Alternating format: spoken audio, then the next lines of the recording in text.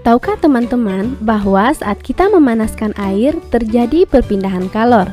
Perpindahannya terjadi secara konduksi pada gagang tutup panci, konveksi pada partikel air, dan radiasi berupa pancaran panas api di sekitar kita. Sekarang, kita akan membahas satu persatu perpindahan kalor tersebut. Pertama, perpindahan kalor secara konduksi, yaitu perpindahan kalor secara langsung tanpa disertai perpindahan partikel-partikel zat tersebut. Konduksi umumnya terjadi pada zat padat. Benda yang dapat menghantar panas dengan baik disebut konduktor seperti logam, sedangkan penghantar panas yang buruk disebut isolator, contohnya kayu dan plastik. Contoh peristiwa konduksi dalam kehidupan sehari-hari adalah ketika kita memanaskan salah satu ujung besi, maka ujung yang lainnya juga terasa panas. Banyaknya kalor yang berpindah setiap satuan waktu dihitung dengan rumus H sama dengan Q per T sama dengan Ka delta T per L. Dengan H adalah laju perpindahan kalor dalam Joule per sekon, Q adalah kalor yang berpindah satuannya Joule, T waktu dalam sekon, K adalah konduktivitas termal bahan satuannya Watt per meter Kelvin atau Watt per meter derajat Celcius.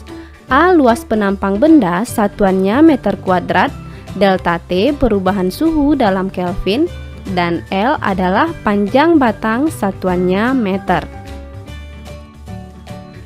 Perpindahan kalor berikutnya, konveksi. Konveksi adalah perpindahan kalor melalui suatu zat perantara dengan disertai perpindahan partikel-partikelnya. Konveksi biasanya terjadi pada zat cair dan gas. Contoh peristiwa konveksi dalam kehidupan sehari-hari adalah gerak naik turunnya air saat dipanaskan. Laju kalor yang mengalir pada suatu zat mengikuti persamaan H sama dengan Q per T sama dengan Ha delta T.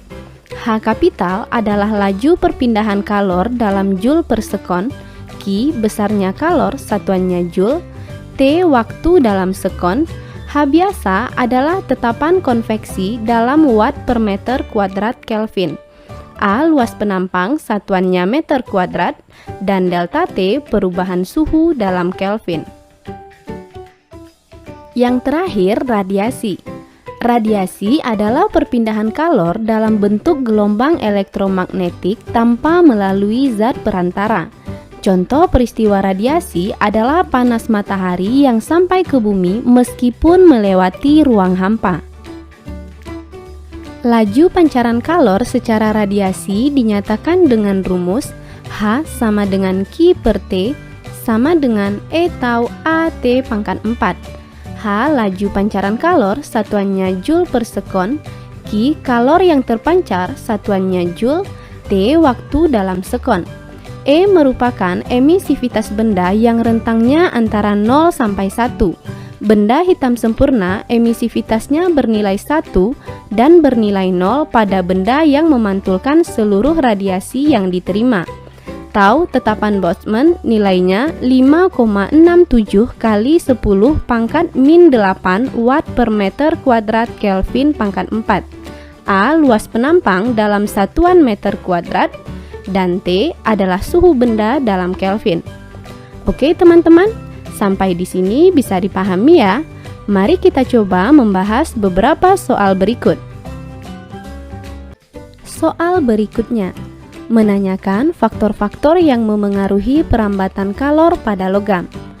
Nah, karena logam merupakan konduktor, maka persamaan yang digunakan adalah persamaan laju kalor secara konduksi. H sama dengan Q per T sama dengan Ka delta T per L.